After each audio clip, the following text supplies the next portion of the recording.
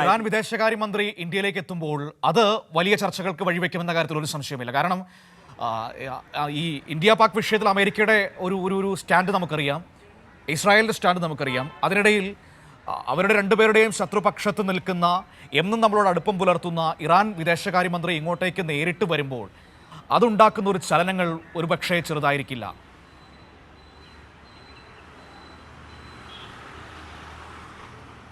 മനു, തീർച്ചയായും അങ്ങനെ തന്നെയാണ്. അതായത് ഇന്ത്യയും പാകിസ്ഥാനും തമ്മിലുള്ള നയതന്ത്രപരമായിട്ടുള്ള പ്രശ്നങ്ങൾ കൂടുതൽ വഷളാകുന്ന സാഹചര്യത്തിലാണ് ഇന്ത്യയെ നേരത്തെ തന്നെ, അല്ലെങ്കിൽ ഇറാൻ്റെ ഭാഗത്തു നിന്നും ഇന്ത്യക്ക് നേരത്തെ തന്നെ നിരവധിയായിട്ടുള്ള സപ്പോർട്ടുകൾ കിട്ടുന്ന ഒരു സാഹചര്യമുണ്ടായിരുന്നു. ഈ ഒരു പശ്ചാത്തലത്തിൽ ഇത് വീണ്ടും ചർച്ചയാകുന്ന സാഹചര്യമാണ് ഉള്ളത്. നിലവിലിപ്പോൾ ഇന്ത്യ ഇറാനുമായി ബന്ധപ്പെട്ടുള്ള നയതന്ത്ര ചർച്ചകൾ, അതായത് നേരത്തെ ഉണ്ടായിട്ടുള്ള ചർച്ചകളുടെ 75ാം വാർഷികത്തിൻ്റെ ഭാഗമായാണ് ഇത്തരത്തിൽ ഇപ്പോൾ ഇറാൻ വിദേശകാര്യമന്ത്രി ഇന്ത്യയിൽ എത്തിയിരിക്കുന്നത്. എന്തായാലും കൂടുതൽ ഇതുമായി ബന്ധപ്പെട്ട്, അതായത് നയതന്ത്രപരമായിട്ടും അതോടൊപ്പം മറ്റു കാര്യങ്ങളിലും കൂടുതൽ ഉഭയകക്ഷി ചർച്ചകളും അതോടൊപ്പം കരാറുകളിലും ഒപ്പുവെച്ചേക്കും എന്നുള്ളത് തന്നെയാണ് നമുക്ക് മനസ്സിലാക്കാൻ സാധിക്കുന്നത്. പ്രത്യേകിച്ചും ഈ ഒരു ഘട്ടത്തിൽ ഇറാൻ വിദേശകാര്യമന്ത്രി ഇന്ത്യയിലെത്തുന്നത് ഏറെ നിർണായകമായിട്ടുള്ള കാര്യമാണ്. കാരണം ഭീകരവാദത്തിനെതിരെ ശക്തമായിട്ടുള്ള പോരാട്ടങ്ങളിൽ ഇന്ത്യക്കൊപ്പം നിലനിൽക്കും എന്നുള്ള കാര്യത്തിൽ നേരത്തെ തന്നെ ഇറാൻ ഒരു വ്യക്തത വരുത്തുകയും ചെയ്തിട്ടുണ്ട്. ഈ ഒരു പശ്ചാത്തലത്തിൽ നിലവിൽ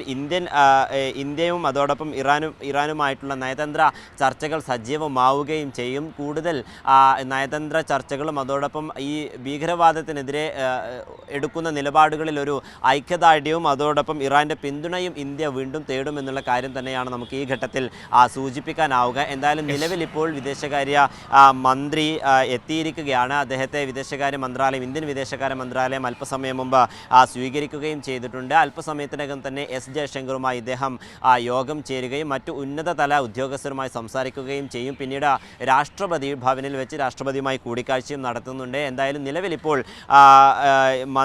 വിദേശകാര്യമന്ത്രി സെയ്ദ് അബ്ബാസ് എത്തിയിരിക്കുന്നതിൽ ഏറെ നിർണായകമായിട്ടുള്ള കാര്യം തന്നെയാണ്.